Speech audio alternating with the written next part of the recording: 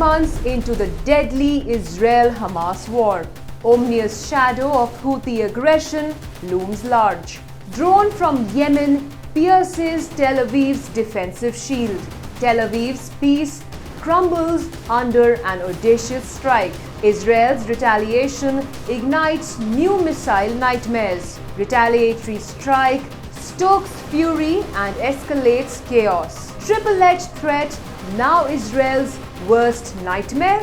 As conflict escalates between Israel and Yemen, Houthi rebels' final showdown.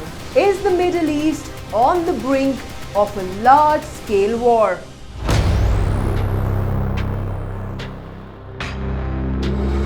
On July 19th, a Houthi drone made an audacious 2,000-kilometer flight from Yemen, penetrating Israeli air defenses to strike an apartment building in Tel Aviv. Now, this drone attack on Tel Aviv marks a significant first. The Houthis have inflicted a fatality in Israel. The drone, believed to be an Iranian-made Samad-3 variant, traveled over 2,000 kilometers, navigating through Egyptian airspace and approaching Tel Aviv from the Mediterranean at a low altitude. Now, this strike reflects the Houthis' expanded reach and capabilities, marking a major escalation in the conflict.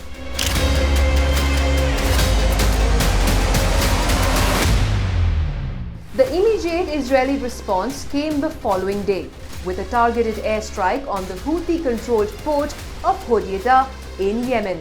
Now, the strike aimed at disrupting alleged Iranian arms shipment set a major oil storage facility ablaze and resulted in around 6 casualties. The Israeli military justified the attack as a measure to impair the Houthis' capabilities, though it has drawn criticism from Tehran and concerns about exacerbating the regional conflict.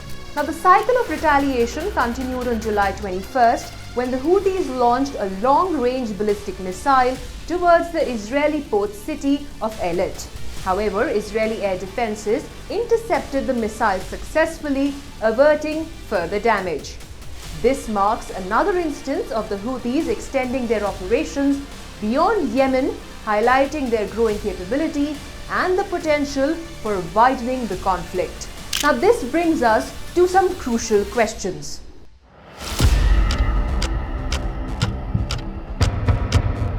How did the Houthi drone manage to penetrate Israel's air defenses and strike Tel Aviv, exposing vulnerabilities in one of the world's most sophisticated military systems? What will be the humanitarian fallout in Yemen following Israel's retaliatory strike on Hodeidah, and is this setting the stage for an even greater regional crisis? To what extent is Iran orchestrating the escalation of violence through its proxies, the Houthis and Hezbollah, and what are its ultimate objectives in this conflict? Can Israel sustain a multi-front defense strategy against the Houthis and Hezbollah, and what are the potential risks of a prolonged and expanded military engagement?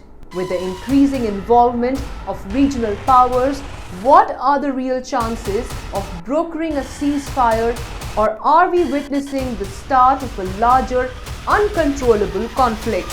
For that, let's dive right in.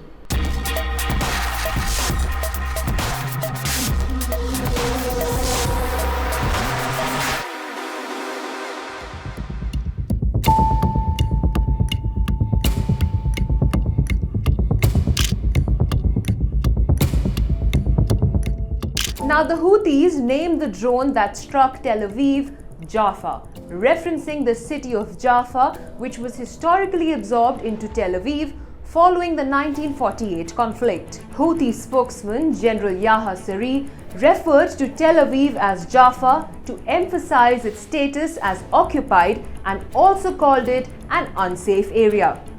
The Israeli military attributed the failure to intercept the drone to a human error, despite the drone being detected for up to 6 minutes before impact. Now, the Houthis claimed their drone was a new model capable of evading radar, intending to instill fear in Tel Aviv which houses numerous government and military offices.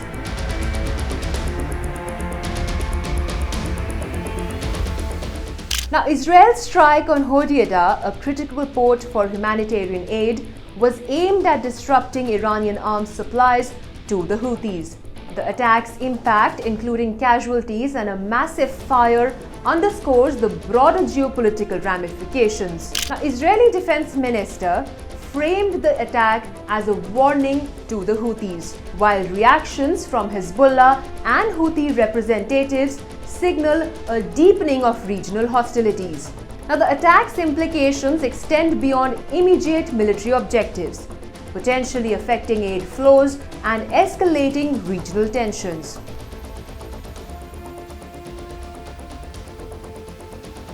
In a notable development, India has issued a stern warning to shipping firms amidst a recent spate of Houthi attacks in the Red Sea. The Directorate General of Shipping has raised concerns about the effectiveness of some private security providers in countering these threats. Now, this warning comes after a troubling pattern of incidents involving the Houthis. India's statement underscores the urgent need for the shipping industry to review and improve the training provided to armed guards. Now, the growing threat from seaborne drones in the Red Sea demands better prepared security personnel.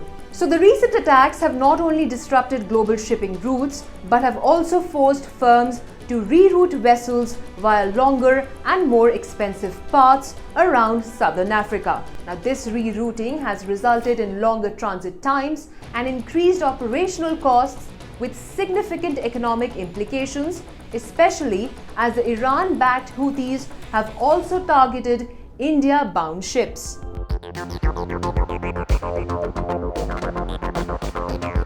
Now, following Israel's invasion of Gaza, the Houthis have pledged support to the Palestinian cause, particularly by obstructing Israeli and Western maritime traffic in the Red Sea. Now, their aggressive actions have included numerous attacks on commercial and naval vessels, highlighting their capability and resolve. Now, the Houthis' involvement introduces a new dimension to the Gaza war, adding complexity to the already volatile conflict and demonstrating Iran's expanding influence through its network of allied groups. Now, as the renowned writer Ernest Hemingway once observed, "Never think that war, no matter how necessary nor how justified, is not a crime." In this escalating conflict, each new strike deepens the complexity and the gravity of the ongoing struggle.